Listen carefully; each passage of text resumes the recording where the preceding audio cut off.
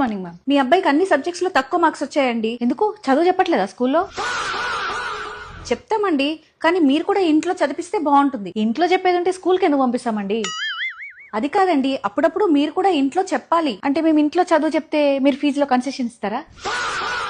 మేమెందుకు ఇస్తామండి? అంటే చదువు చెప్తున్నందుకు మీరు ఫీజులు తీసుకోవచ్చు, కానీ మేము చదువు చెప్తున్నందుకు మేము కన్సెషన్ తీసుకోవద్దా? అయినా మీ అబ్బాయికి క్లాస్ లో కాన్సన్ట్రేషన్ అసలు ఉండట్లేదండి. కాన్సన్ట్రేషన్ లేదా అమ్మా? వాడి గురించి తెలుసా మీకు? టీవీ ముందర కూర్చుంటే ప్రోగ్రామ్ అయిపోయేదాకా టాయిలెట్ వచ్చినా లేవాడు తెలుసా? అంత కాన్సన్ట్రేషన్ గా చూస్తాడు వాడు. మ్యాటర్ ఏంటంటే మీరే వాడు కాన్సన్ట్రేషన్ చేసేలాగా చెప్పట్లేదు. క్లాస్ లో సబ్జెక్ట్ అందరికీ అర్థమవుతుంది, మీ అబ్బాయికి తప్ప. అంటే క్లాస్ లో అందరికీ బాగా చెప్పి నా కొడుక్కి సరిగా చెప్పట్లేదు చదువు అంటే ఫీజు ఇచ్చేసేయండి, ఫస్ట్ నేను కట్టిన ఫీజు ఇచ్చేసేయండి. లేదండి, మీ అబ్బాయి చాలా బాగా చదువుతున్నాడు. మరి ఇందాక చదవట్లేదు అన్నారు. చదివిస్తాం, చాలా బాగా చదివిస్తాం. నెక్స్ట్ టైం ఫస్ట్ ర్యాంక్ వస్తుంది, బాగా చదివిస్తాం. థ్యాంక్ యూ, వెళ్తానండి. Morning ma'am. మీ అబ్బాయికి అన్ని సబ్జెక్ట్స్ లో తక్కువ